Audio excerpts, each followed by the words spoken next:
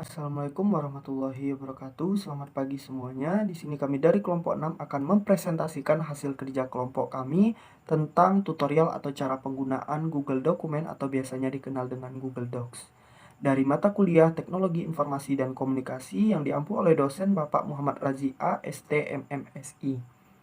Sebelum memasuki presentasinya, izinkan saya sebagai moderator untuk memperkenalkan rekan-rekan saya dari kelompok 6, yaitu yang pertama ada Farul Uron dengan NIM F1S1222188, lalu ada Kevin Keveda dengan NIM F1S1222081, dan saya sendiri Raihan Noval Muzaki dengan NIM F1S1222082. Sebelum kita memasuki tentang tutorial atau cara penggunaan dari Google Docs ini, terlebih dahulu kita harus mengetahui yaitu apa itu Google Docs, lalu fitur-fitur apa saja yang terdapat dalam Google Docs, manfaat Google Docs, serta kelebihan dan kekurangan Google Docs ini sendiri. Nah, agar waktu kita lebih efisien, langsung saja saya masuki kepada topik yang pertama, yaitu tentang apa itu Google Docs. Google Docs adalah layanan pengolah kata berbasis web cloud milik Google. Pengguna bisa menggunakan layanan Google Docs ini secara gratis dari situs docs.google.com. Selain tersedia dalam bentuk web, Google Docs juga tersedia dalam bentuk aplikasi untuk Android, iOS, Windows, dan juga program desktop untuk Chrome OS. Pengguna dapat membuat ataupun mengedit file Docs dengan batas penyimpanan per file itu maksimal 1 GB. Dapat dilihat dari pengertiannya di atas bahwa Google Docs ini sebenarnya hampir mirip dengan Microsoft Word yang berperan sebagai program pengolah kata. Google Docs mendukung beragam format dokumen seperti doc, docx, docm, dot, docx, dotm, html, teks biasa atau txt, rtf, odt, serta hampir semua format Microsoft Office lainnya. Lalu kita lanjut kepada topik yang kedua, yaitu tentang fitur-fitur apa saja yang terdapat dalam Google Docs ini. Nah, ketika kita memasuki lembar kerja Google Docs, maka kita tidak perlu mengklik Save ataupun Ctrl S untuk menyimpan dokumen yang ada pada Google Docs ini. Karena Google Docs ini bekerja secara otomatis dalam menyimpan dokumen secara real time, yang akan disimpan semuanya ke dalam Google Drive. Lalu yang kedua, melalui fitur bagikan, pengguna bisa menambahkan anggota dengan email atau menuliskan nama. Pengguna juga dapat membagikan link agar dapat diakses secara publik. Yang ketiga yaitu pengguna bisa melihat histori perubahan dari setiap editan yang telah dilakukan atau revisinya.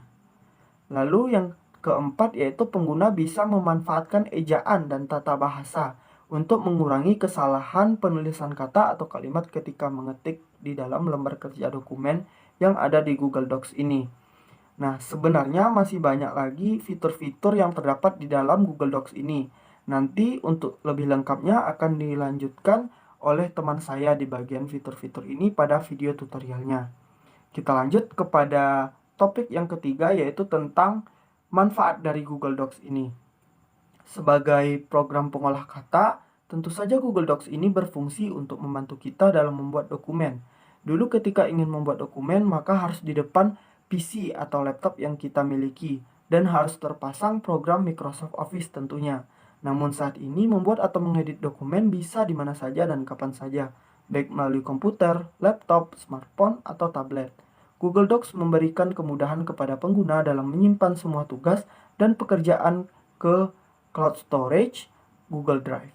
Selain itu, Google Docs juga dapat melakukan konversi file PDF dan juga meskipun menggunakan sistem yang berbeda, namun Google Docs mampu memberikan dukungan pada format Microsoft Office. Kita lanjut kepada topik yang keempat atau topik yang terakhir yang akan dibahas sebelum memasuki video tutorial atau cara penggunaan Google Docs. Yang pertama, kita harus mengetahui kelebihannya. Kelebihan dari Google Docs ini yang pertama yaitu karena berbasis cloud, pengguna bisa tidak perlu melakukan instalasi Google Docs pada komputer atau laptop, karena pengguna bisa mengakses Google Docs ini dari beragam browser populer saat ini, seperti Microsoft Edge, Internet Explorer, Google Chrome, Mozilla Firefox, Opera, dan lainnya. Google Docs juga tersedia untuk perangkat mobile berbasis Android dan iOS. Pengguna bisa memberikan akses dengan teman atau tim untuk berkolaborasi bersama dalam mengerjakan dokumen tersebut. Lanjut, yang terakhir yaitu tentang kekurangan dari Google Docs. Meski Google Docs ini memiliki banyak kelebihan, namun terdapat beberapa kekurangan. Yang pertama yaitu meskipun sudah sangat baik dari semua fungsi dan kelebihannya, fitur Google Docs ini masih sangat standar dan terbatas. Berbeda dengan Microsoft Word yang memiliki banyak fitur pengeditan hingga plugin yang mampu mempercepat pembuatan dokumen. Google Docs juga belum tersedia untuk versi desktop untuk Windows dan Mac. Hanya tersedia untuk Chrome OS. Jadi untuk pengguna offline, pilihannya masih lebih baik Microsoft Word. Nah, sekian yang dapat saya sampaikan tentang apa itu Google Docs, lalu fitur-fitur apa saja yang terdapat di dalamnya, manfaat Google Docs, serta kelebihan dan kekurangan dari Google Docs ini sendiri. Untuk lebih lengkapnya atau lebih lanjutnya, maka kita simak saja video tentang tutorial atau cara penggunaan Google Docs ini yang akan disampaikan atau dijelaskan oleh rekan-rekan saya berikutnya. Baiklah, di sini saya akan menunjukkan cara membuat akun email untuk login di Google Docs. Pertama, kita masuk ke menu Windows, lalu klik email, tunggu beberapa saat,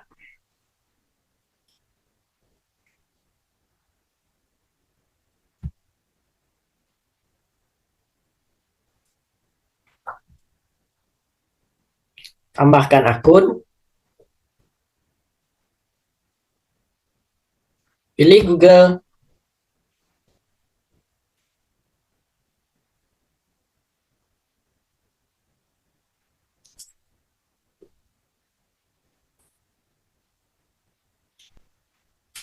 tunggu beberapa saat,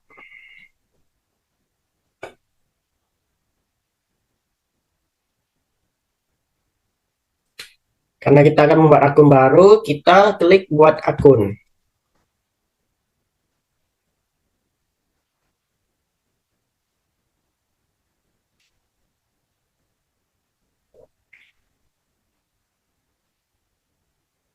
Masukkan nama depan dan nama belakang Anda. Karena ini untuk tutorial, saya bikin nama ini tutorial. Untuk nama penggunanya, kita coba masukkan ini tutorial.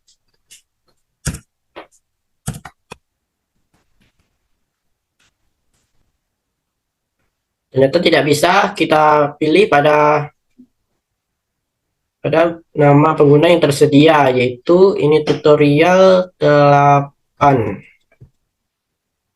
Setelah itu kita masukkan kata sandi. Kata sandi dianjurkan memiliki 8 karakter dengan campuran huruf dan angka. Kita tampilkan terlebih dahulu. Kita buat ini tutorial 03. Konfirmasi, ini tutorial 03. Berikutnya,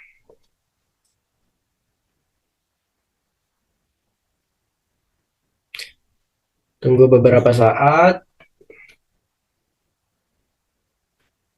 Nah, di sini kita masukkan nomor telepon untuk mendapatkan kode verifikasi.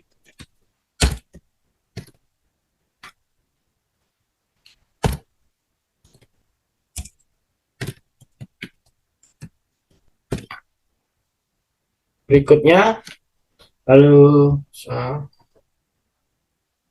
tidak bisa ya. Kita ganti ke soal.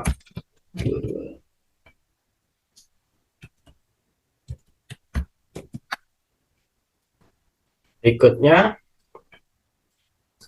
lalu cek pada SMS Anda.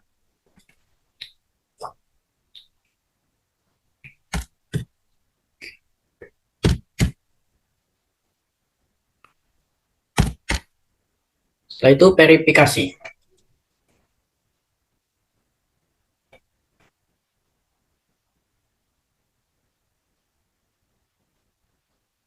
Masukkan alamat email pemulihan, yaitu alamat email pribadi.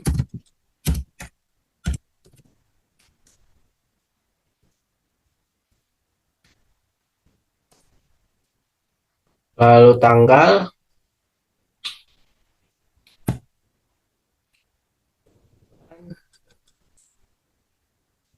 Ingat, minimal Anda harus berumur 17. Jadi saya masukkan tahun 2003. Via. Berikutnya, di sini karena ini hanya untuk tutorial, saya lewati.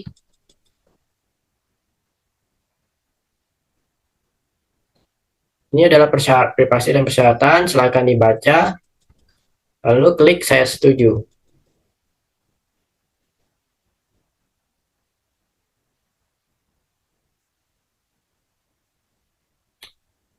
Alamat email sudah bisa digunakan, tetapi ini terdapat verifikasi lagi. Saya izinkan.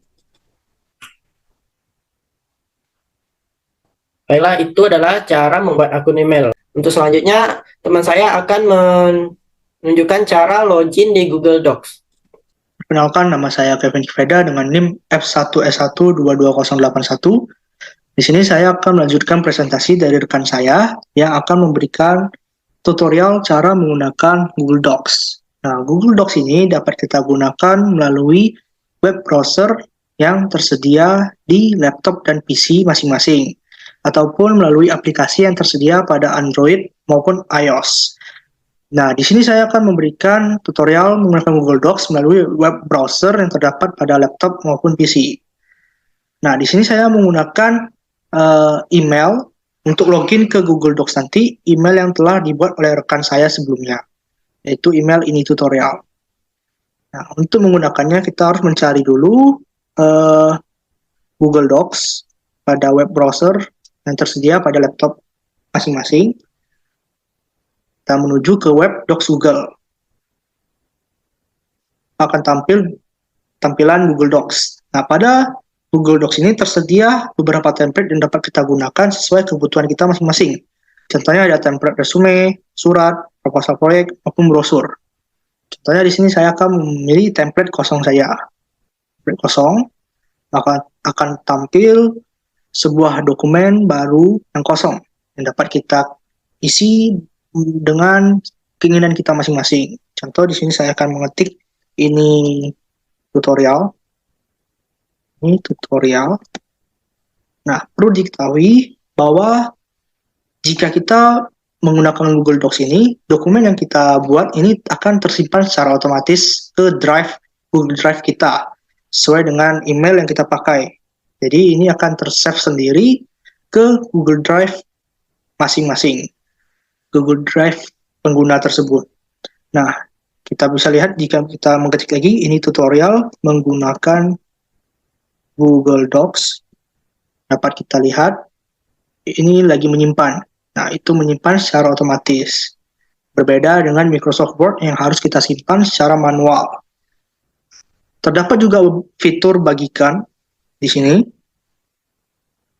yang berfungsi untuk membagikan dokumen ini kepada orang lain, sehingga orang lain tersebut dapat melihat dokumen ini ataupun mengeditnya. Contoh di sini judulnya adalah tutorial. Oke. Nah, untuk membagikannya, kita harus membagikannya melewati sebuah link. Kita salin linknya, dan kita atur juga menjadi siapa saja yang memiliki link. Artinya, siapa saja yang memiliki link dokumen ini, itu akan dapat melihat dokumen ini tanpa meminta akses terlebih dahulu. Contohnya di sini saya membuka di tab Chrome yang berbeda, dengan email yang berbeda juga. Saya akan paste linknya, Docs Google. Maka akan tampil dokumen yang telah kita buat pada tab Chrome sebelumnya. Ini tab Chrome saya, email saya sendiri. Nah, perlu diketahui juga kita bisa mendownload dokumen ini dengan format yang berbeda-beda. Contohnya bisa Microsoft Word, .docs, ataupun format open dokumen, ODT, RTF, PDF, dan sebagainya. Tapi bisa kita lihat di sini kita belum bisa mengeditnya karena tidak diberikan akses untuk mengedit dokumen ini. Sehingga pengguna yang memiliki dokumen asli tersebut harus memberikan akses terlebih dahulu agar pengguna lain bisa mengeditnya. Itu terdapat pada bagikan juga, bagikan kepada orang lain. Nah, pada ini kita tambahkan email orang tersebut yang kita berikan akses untuk mengedit dokumen ini. Contoh di sini email saya sendiri. Nah, kita kirim aksesnya. Maka tab Chrome yang kita buka baru tadi dengan email saya sendiri itu akan bisa mengeditnya. Contoh di sini kita refresh. Coba kita refresh. Nah, bisa kita lihat, maka sekarang kita bisa mengedit Google Docs ini. Contohnya saya menambahkan kalimat Google Docs tutorial dari kelompok 6. Ini Pak. Nah, ini kan disimpan ke drive kita. Baik, selanjutnya saya akan menjelaskan fitur-fitur lainnya yang terdapat pada Google Docs. Nah, kita mulai dari menu file. Nah, tadi kita telah membahas fitur bagikan dan download. Selain menggunakan fitur bagikan ini, kita dapat juga mengirim file dokumen ini ke orang lain melalui email. Seperti ini, kirim file melalui email atau kirim email ke kolaborator ataupun draft email. Kemudian kita juga bisa membuat dokumen baru di sini atau membuka juga dokumen yang telah kita simpan pada Google Drive kita. Lalu kita bisa membuat salinan atau kopian dari dokumen yang kita buat ini. Kemudian ada fitur lain-lain seperti ganti nama ini untuk mengganti judul dokumen kita. Kemudian kita juga ada history versi, itu untuk melihat versi kita saat ini. Dan ada sediakan source offline, itu agar supaya kita bisa membuka dokumen ini tanpa menggunakan jaringan internet. Kemudian ada bahasa, penataan halaman, ini yang terdapat seperti pada Microsoft Word. Kita bisa mengatur margin, yaitu jarak atas, bawah, kiri, kanan, ukuran kertas, orientasi seperti portrait dan landscape, dan lain-lain. Selanjutnya ada fitur cetak yang dapat kita gunakan untuk mencetak dokumen yang kita buat ini. Kemudian pada menu edit terdapat juga ada urungkan atau undo seperti pada Microsoft Word yang fungsinya sama, dan ada juga redo. Kemudian ada potong, salin, tempel. Ya, saya yakin semua di sini pasti telah mengetahui fitur-fitur ini karena telah digunakan pada Microsoft Word. Kemudian ada menu tampilan, ada mode. Di sini kita bisa dengan mode mengedit. Maksud mode di sini seperti mode mengedit, kita dapat mengedit dokumen seperti ini. Kita dapat mengetik dokumennya kelompok 6, misalnya kelompok 6 teknologi informasi dan komunikasi. Nah, ini kita bisa mengeditnya. Nah, jika kita mengubah modenya ke mode melihat, maka kita hanya bisa melihat saja. Kita tidak bisa mengeditnya. Baik, kita akan ubah lagi ke mode mengedit. Nah, kemudian juga ada ini fitur tampilan tata letak cetak, tampilkan penggaris, seperti ini penggarisnya, penggaris. Lalu ada tampilkan struktur, pilih alat persamaan, dan tampilkan batas bagian. Kemudian kita juga dapat menyisipkan hal-hal seperti gambar, tabel, diagram, emoji, dan sebagainya yang ada di sini. Kurang lebih sama seperti Microsoft Word. Seperti karakter khusus, persamaan, watermark, header dan footer, bahkan nomor halaman. Kemudian juga ada pada menu format, di sini ada fitur teks, itu untuk, ya seperti biasa, seperti di Microsoft Word juga ada bold, untuk menebalkan huruf, ada italic, underline, bahkan coret di sini, atau superscript, subscript. Kita juga bisa mengatur ukuran, kapitalisasi, dan sebagainya. Di sini juga ada fitur gaya paragraf seperti header-header atau subheader, seperti misalnya teks normal, judul, subjudul, tajuk satu, dan lain-lain.